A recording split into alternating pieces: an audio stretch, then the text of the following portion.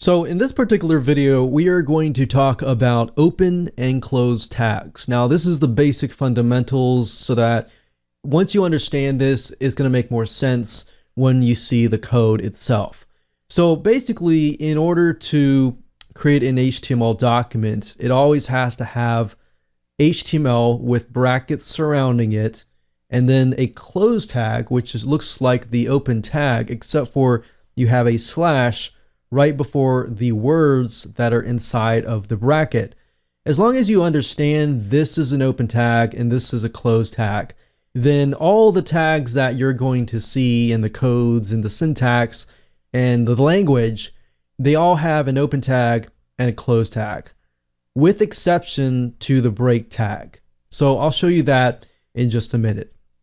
Now, if we go over to Composer, and we take a look at the source code here, you'll notice that the HTML tag here starts here, and then at the very end, it closes up, right? And then of course, the head tag has what we call an open tag right here. It opens it up, and then you have to close the head right here. So same with the title tag. The title tag, this is opening the title. And then within here, you can put the actual title. So let's say, for example, that we have a dog training blog post that talks about how to stop your puppy from biting. So you know how you go to Google and you see the titles for each website, and then of course you see a description? That is where the title is right here.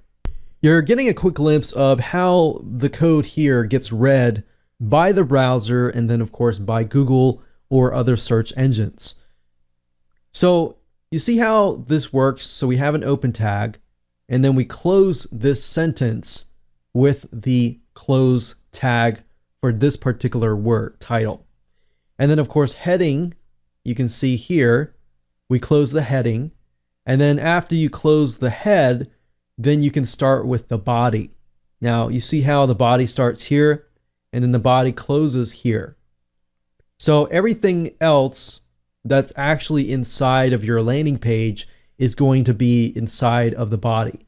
Now notice that the break tag does not have an open and close tag. The break tag can essentially stand alone. So you're going to have some words that are standalone that don't need an open and close. But if we go to the normal view, and let's say, for example, that we want to center align a word, so we'll do word, we will center align that.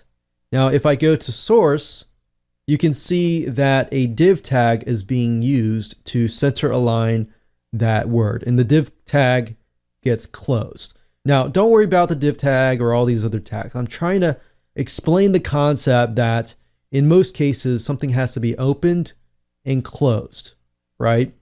So you can have all sorts of words and then you close it down. Now, if I go back to normal, and let's say I want to bold a word, and I go back to source, you can see that the style has been added for bold. Now, you don't need to know this stuff. I'm just showing you this so that you understand that for most cases, there's an open tag and a closed tag for the majority of cases. And then of course, there are certain cases that are rare cases like the break tag, which can stand alone. That does not need an open and closed tag. Essentially, it is the same. So now that you understand this concept, you can actually begin to move on to the next videos, and we'll go over the basic tags like the break tag, the hyperlink tag, and everything like that. So don't worry about understanding the tags and what they mean yet. Just understand that, we have the basic HTML tag and then they close down. The basic head tag and they close down. So one way to learn HTML without me even teaching you is simply by going to the normal view, doing one step at a time. So like I showed you earlier, we start from scratch.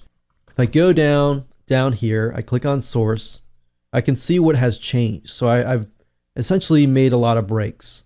So spaces and enters down here. And I put the word here. I take a look at source and ask yourself what has changed. Look at the code, see what has changed, and then do the next step. Make it bold. See what has changed at that point. So that's another good way to learn HTML from scratch, by actually doing something to it that you want it to do, whether changing the color, making it bigger, changing the heading. And that's a good way to learn HTML by a step-by-step manner.